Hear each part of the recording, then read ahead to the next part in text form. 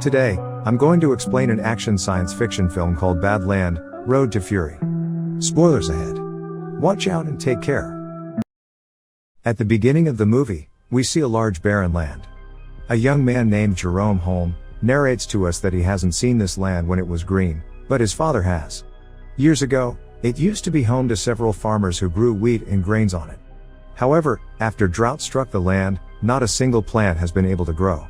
Most of the farmers left the place, but Jerome's father, Ernest, hoped the land would be green again. He still believes that it just needs some water. But in this world, people kill each other for water. In the first scene, we see two muggers trying to break into a tiny house. Ernest catches them and kills the first one. The second mugger tries to convince him to spare his life, but is killed when he secretly takes a gun out. His son, Jerome, insists he could have helped him. The house the muggers were breaking into has an old water pump that stops working when Ernest tries to use it. With no water left, the father and son make their way on a mule to the watermen, people who extract water from deep wells through a government deal. Ernest exchanges supply with those people for water. He has been trying to convince them to provide him with water to cultivate a small part of his land for years. However, the watermen only do it for the right amount of money that Ernest cannot afford. On their way back, their mule falls down and breaks its leg. Ernest reluctantly shoots the animal dead. The two come back home to Jerome's sister, Mary, serving them bagged food. Because of water scarcity, we see Mary cleansing the dishes with soil. The following day, Jerome and Ernest visit Sam Lever's auction house to get something to replace the mule who died. There, a robotic carrier machine called the Simulate Shadow, Sim, catches their eyes. Ernest wins the auction against a man named Flem Lever, who also happens to be Sam's son. Flem is having an affair with Mary, unknown to Ernest and Jerome. The two then go to meet Jerome's sick mother, Catherine Hoult.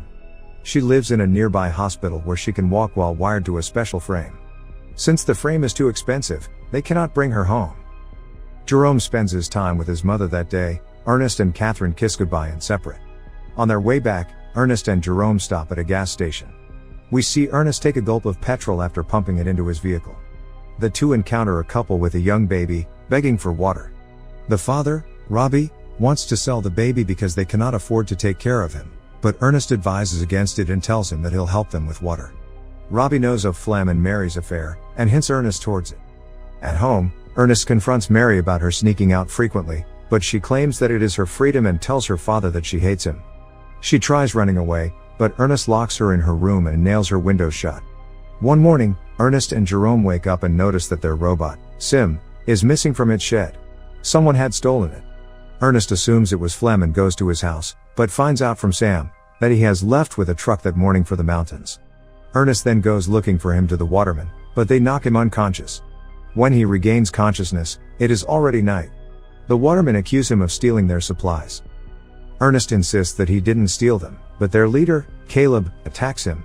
They fight for a while, but Ernest manages to get his hands on his rifle and run away from there. On his way back home, he discovers Flem sleeping on the road with Sim by his side. It is clear that he had stolen the machine and the waterman's supplies. Ernest points the rifle at him, holds him hostage, then ties him to the machine. He wants to take Flem back to the waterman to prove his innocence. On their way, Flem makes comments about Mary, which angers Ernest. After walking for a while, both of them get thirsty. Flem persuades Ernest to use the water from the waterman's supply. The two sit down to drink water and chat. Flem then tries to convince Ernest to let him go, and they can share the money, but Ernest is adamant about getting him caught. Ernest is weak and limp. He clearly cannot walk another mile to the waterman. Flem knows this, so he strikes Ernest with a stone, making him hit his head on a cliff. His head starts to bleed uncontrollably and is knocked unconscious. Ernest wakes up to him being tied instead of Flem. Flem pours water into Ernest's mouth as he screams. Later, we see Flem arrive at Ernest's house in his motorbike to take Mary. She happily runs out to him. Ernest still hasn't been home, so Jerome goes out to look for him. He finds the machine alone on the way. When he reaches the watermen, they inform him of Ernest's death. Everyone assumes that it was caused by the machine. In the following scene, we see everyone mourning Ernest's death at his funeral. Later, Catherine and the kids cry in her hospital bed. When they come out, Flem picks them up in his truck. After Ernest's death, Flem has now become the mentor of the family. He calms Jerome down as he hits Sim for killing his father. Later, he tells him that Mary is pregnant with his child and that he loves her. Jerome accepts their relationship. Later that day, Flem goes to the watermen and talks to them about sending water to Ernest's land. Caleb laughs at his idea, but gets defensive when Flem blames him for Ernest's death. Flem also shows him a knife with Caleb's name that was found with Ernest's body. Scared to be accused, Caleb agrees to divert water to their field. Everyone is happy when the land gets its first sprinkle of water. Flem works day and night to grow wheat on the land. A few months later, they are fully grown. Flem gets married to Mary and currently lives at Ernest's home with Jerome and Mary.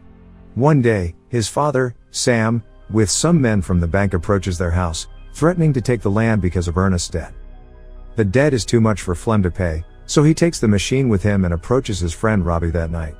He knows about Robbie's intention to sell his child, so he persuades Robbie to come with him, just to see how much a baby can be worth. However, when they reach there, Robbie realizes that Flem has secretly made a deal with the people to sell his baby. The people try to take the baby away, Robbie resists it and is shot dead by Flem. This causes a shootout between the dealers and Flem runs away with the money. However, the robot, Sim, is shot and damaged. This activates the auto mode in the machine, which causes it to return back to its manufacturer, Calvin Hoyman. The following day, Flem pays the bank from the money he sold the child with. Jerome assumes that the money came by selling Sim, so no one suspects anything. In the following scene, we see Sim limping its way back to Calvin, who lives across the border. Calvin calls the number inscribed on Sim and reaches Holmes' residence. He talks to Jerome about the machine coming back to him, which shocks Jerome, because Flem had told him he sold it to Robbie. Jerome asks Flem if Robbie sold Sim's parts and it somehow made to the owner, but Flem gets annoyed at him for the question and dismisses it. Then, he tells them he is going to meet his mother that evening, but instead he plans to cross the border to meet Calvin, the manufacturer of Sim. Later, he reaches the border, but the guard stops him because he is too young to cross it. A girl named Anna calls him over, and tells him she knows a way he can go to the other side. In exchange for money, she puts him in a vehicle with chickens and sends him over. They meet again at the other side and separate. Jerome then goes to meet Calvin. There, Calvin shows him all the functions of the machine. He also shows that the machine's eyes are cameras, that were made to capture the slope for reforestation. The camera has captured all that the machine has seen. Jerome plays the recordings and sees his time with Ernest. As he goes through it, he is horrified to see that Flem was the one who killed Ernest. That day, after Ernest had gained consciousness, Flem tied him to the machine and set its destination to the waterman. The machine had dragged an injured but alive Ernest to his death. By the end of the video, tears roll down Jerome's eyes. In the evening, he returns home but doesn't confront Flem about anything. One day, Flem and Jerome are hunting deers, after which Jerome keeps the rifle with him, hiding it under his bed for the future. At breakfast, Jerome tells Flem about Robbie calling him. Flem is surprised and accuses Jerome of lying, because he knows Robbie is already dead. Later, Flem receives a letter, written by Jerome as Robbie. The letter asks Flem to meet Robbie at the same place he has killed Ernest. He is confused by this, but he decides to find out whether Robbie is still alive. Later at night, Flem tells a pregnant Mary that he has to go out to sell something. Mary wishes him luck, and asks him to come back soon. When Flem reaches the place, he calls for Robbie. As he walks, he falls down a pit and breaks his legs. He lies there calling for help, when Jerome appears in front of him. Seeing him there, Flem takes a sigh of relief and asks him for help. However, Jerome stands there with a rock in his hand. Flem realizes that he knows everything that happened and apologizes to him, claiming it was just an accident. He begs him to spare his life for Mary and their child, but Jerome doesn't listen. He points the rifle at Flem and shoots him dead. It has been 2 days since the event.